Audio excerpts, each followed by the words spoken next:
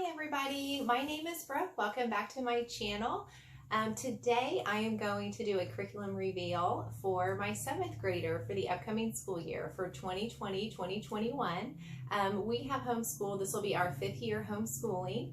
Our first couple years we homeschooled on our own, and then we joined Classical Conversations for a couple years, and so now we are back on our own. So it's been the first time in a couple of years, 3 years I guess, that I've been able to pick out all the curriculum from start to finish, and that is super exciting for me. I love curriculum, so this is one of the funnest videos I think I get to make all year, and definitely one of the funner ones that when I watch all of you guys' videos, so I hope you enjoy it. A few things about our school year. This upcoming school year, and when I was picking out the curriculum, I really tried to keep it simple. I have a tendency to find little electives and little workbooks and stuff, and I want to just kind of do a little bit of everything because there's so many cool things out there to do. But I really tried not to do that this year. I tried to stick with core subjects, reading, writing, and arithmetic, and a few fun electives thrown in there at my kids' request, and a few things that I felt like would be really beneficial for us. But overall, trying to keep it really simple. So if this sounds like something that you're interested in, go ahead and subscribe. I would appreciate that. I know I have found some YouTube moms that I follow, especially ones that are a little bit older. They have kids that are a little bit older than my girls. So I'm always looking ahead and seeing what they're doing and anticipating what I might be getting for the next year, the upcoming year. So again, thank you so much for watching. So enjoy. We're going to start out with math. I usually end up starting out with math. So today, this next year, we're going to be doing purposeful design math. It's called the Intermediate Course A. It's designed for the 7th graders. So I'll just give you a little peek inside here. Each chapter has a theme. So this chapter is the ocean, and they're talking about integers in this chapter. This is kind of what the lessons look like. And it does come with a teacher's manual. The teacher's manual, well, they do have a teacher's manual that goes along with it. I'm going to get the ebook teacher's manual. It's a 12-month subscription, so I will be getting that in August when we start our school year. So very excited about this. There's no videos or anything like that comes along with this. It's just the teacher teaching and the students doing the problems. So I will do a little bit further review after we've been doing that for a while. Absolutely. So the next one is language arts, and you guessed it, we are going to be doing the good and the beautiful. This is level 6.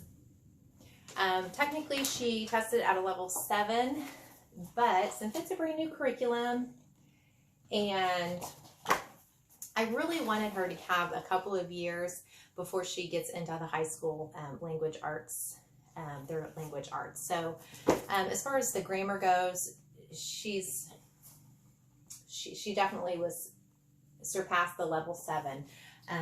But I went ahead and went with level 6 because that way she gets 2 solid years before she goes into their language arts high school. So with that, that was the course book. It comes with, these are the geography cards, a lot of those. Comes with grammar cards. I think there's around 30 of these, and she knows all of them already. That's okay. It might be just a little easy year for her. It comes with a reader, level 6 reader, and it's mainly just text. I don't know that there's that many pictures in here, just a few here and there. So this includes, I think there was 3 stories out of this that that's integrated into the curriculum. And then they will also be reading this little book here. So, and that all comes together. So excited about finally getting to do the good and the beautiful. I saw this our 2nd year of homeschooling, and being pretty new, pretty green at that time, when I saw that it was a free download for levels 1 through 5, I thought, oh, it's free, it can't be that great. But then of course it just blew up, and I realized I should have gotten it then and always regretted it. So now's my chance. So we are going to be doing that.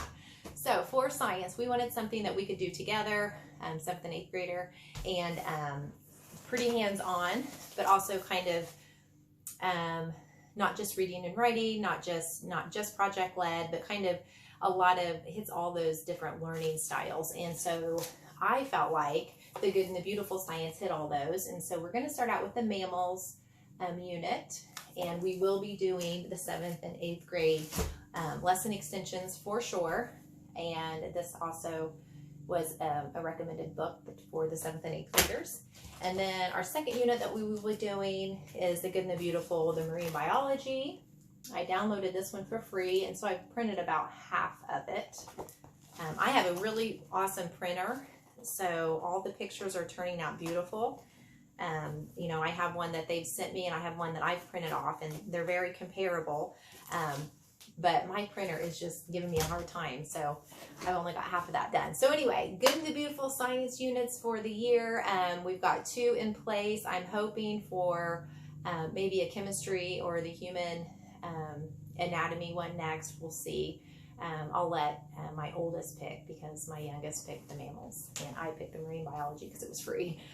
So for history, we are finally going to get to do American history. That is just something that we've kind of missed the boat on every year. So something I've had my eye on for a couple of years now is these graphic novels from Timberdoodle. And there's a set of 13 of these, and they go from when Christopher Columbus discovered America to present day globalization. So in the inside of all of these, so like I said, there's 13 of these.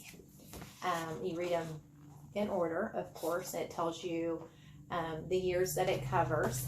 And within these, also with these, I got some more of the graphic library. I'll show you what the inside of these look like. Different kind of artwork. So these are all graphic novels, and I will be showing you guys later in a later video how I'm going to be utilizing this. I'm pretty excited about it. So that's how we're going to be learning American history this year, and I'll go into that a little bit further later. And then I also got the United States Constitution, and that's how that looks on the inside as well. And so we'll be adding that in there. And if you guys have artists in your household, you know that I do. Oh my goodness. I will be getting an opinion on whether this is good artwork or not. They haven't looked at it, but I'm anxious to see if they approve or not, because yeah, they will let me know. So those are kind of our 4 core subjects. And like I said, I'm trying not to add on a bunch of extra things, but I do have some electives that we are going to be doing. So the first thing is something that my girls requested, and that is creative writing. So this is by the Good and the Beautiful, and this is their notebook number 2. I looked at a couple different samples online, and I thought number 2 looked like something that we would like more. So I'm anticipating this will take the first semester to do that. So I'm excited about that. There's a lot of drills at the beginning, and then I believe that they end up writing 2 separate stories, and it's just really neat how they set it up. So I think the girls will really love that, and that's what they requested, was to do some more creative writing. I usually have them doing a devotional for the year, or some kind of self-help book, if you want to call it that, whether it's secular or Christian based. It's not always a devotional. This year, they are going to be doing the Big Life Journal. And so I'll just give them a couple times during the week to work out of that. That's really, really neat. And when you buy this, you also get free printable downloads each Friday. And hold on just a sec. Okay, so this was one of the downloads, and it's 2020 monthly pages. And so the end of each month, they just, well, let me find one they haven't written on yet. There's 1, 2, 3, 4 things that they ask them at the end of each month. So it's just things like this, like one thing I want to improve next month, one thing I learned, one thing I am most proud of, and one thing I did for someone. And so each month, at the end of each month, they're filling this out. So it's just those kind of things is what you're going to get when you purchase one of these Big Life journals. So they will be working out of that. Something else that So the other thing that she will be doing throughout the school year that I'm going to kind of count as a devotional for her is she will be participating in a class that I will be leading. It's going to be, I don't know what for sure I'm going to call it. It's a faith and fitness class though. It's going to be for girls in grades 6th through 12th grade, and we'll start the session off with a healthy snack, and then we'll be doing devotionals about confidence and lifting each other up and eating healthy and treating our body good and treating it like a temple like God has intended.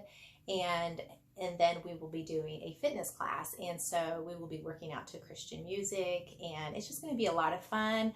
I teach a couple of different classes. I teach a kickboxing class and kind of a mixed class of cardio and strength training and stretching. And so I will be doing those classes, but I will also have guest instructors coming in. So it's going to be really cool, really fun. So that's going to be something kind of extra on the side that she's going to be doing. So we don't have a formal devotional or Bible study that we'll be doing within our homeschool, but hopefully that will fill a little bit of that gap. So, so something else that we're going to be doing is, or what she's going to be doing, is the fallacy detective. And her sister did this last year, and mainly with her dad. And so Cameron is really looking forward to doing this with her dad as well. So it has 38 lessons. I'm not quite sure how I'm going to schedule it out or anything, but it is a really, really neat book. So I'm happy, and she's happy to be doing that this year. And the last thing that she will be doing, just kind of as a little extra elective type of thing, is sentence composing for middle school. And I anticipate doing this second semester as a group with the three of us, with her sister as well. But somewhere along the lines of their writing curriculums and their grammar instruction, they've just kind of missed the boat. There's some missing pieces on how to compose a really good, interesting sentence. And so this is a really neat approach of how to do that. So they do it by sentence unscrambling, sentence imitating, sentence combining, and sentence expanding. So it has 4 different units to the book. They use professional writers' sentences. So when you open it up, all of the things that they are using are things from like books, well, Michael Crichton from Jurassic Park, Bernard Malamud from The Fixer, Terry McMillan from Waiting to Exhale. So they're just getting a lot of exposure to all different writers. So I just think it has a really neat approach. I'm excited to do this with them. So that's one thing that they've asked to do, is just a little bit more writing. So we're doing that creative writing. We're also going to be doing this. So, and then we have been doing journaling, art notebooking, journaling, whatever you want to call it, for some time now. So we're going to continue to do that. Okay. So as far as one of the reasons why I really wanted to keep our curriculum really simple was because I was hoping, and they are going to be doing a lot of co-ops and little classes like outside of our homeschool. I want to make sure that they are staying engaged and socializing with other kids. That was kind of the mistake I made the first couple of years, and that's why we started at we ended up doing classical conversations, because we really just wanted people to hang out with. So we're gonna make sure that we get out there and take some other classes. So some of the things they're going to be doing is our YMCA offers a homeschool PE class every Thursday. It's 45 minutes in the pool and then 45 minutes playing games in the gym. So that is really awesome. Cameron did that for, I think it was a 6-week period, and she really liked it. So I'm going to kind of make Ashley do it this next year, whether she wants to or not. Hopefully she will, embrace that and just make the most of it. There is going to be a co-op that they're going to go to every Friday afternoon. I'm hoping, I heard that the co-op didn't kind of go this last year, but I'm hoping that they get it started back up. I talked to the person that was in charge of it, and she's hoping to start it back up and do a lot of like project-led learning that has to do with the election coming up. And so like have the kids do mock debates and mock elections and that sort of thing, and just learn the process of the election through that. So I think that sounds really cool. That's something that I definitely want to do. I kind of left our Friday light so we can go and do that co-op.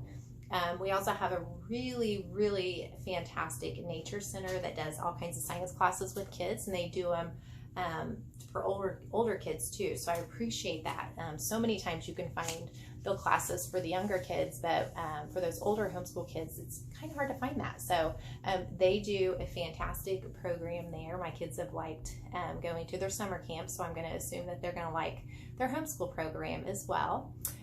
They're also going to be taking an art class that will meet twice a month, and I think it's like 2.5 hours each time it meets. And I've seen some of the artwork that's came out of those classes, and it's really, really solid art. I love it, so I'm really excited for them. And not just painting or drawing, there's a lot of sculpting, and they just make sure that they're doing all different medias with the kids, so they get a lot of exposure there.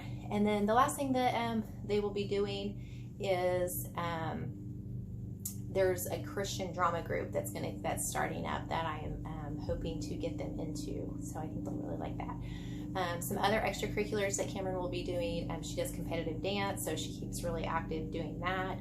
Every year she does a Christmas play, and it's a big production Christmas play, and so she's always involved in that. And occasionally, well, I shouldn't say occasionally, she does soccer.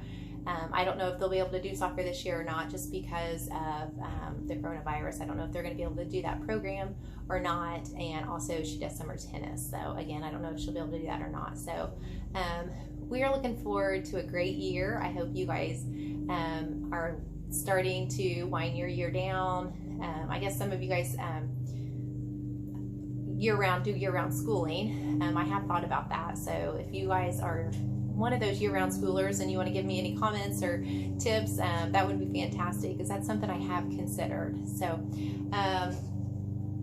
anyway, that's everything. And yeah, so thanks so much for watching, and I hope you have a great summer and a great spring. Thank you.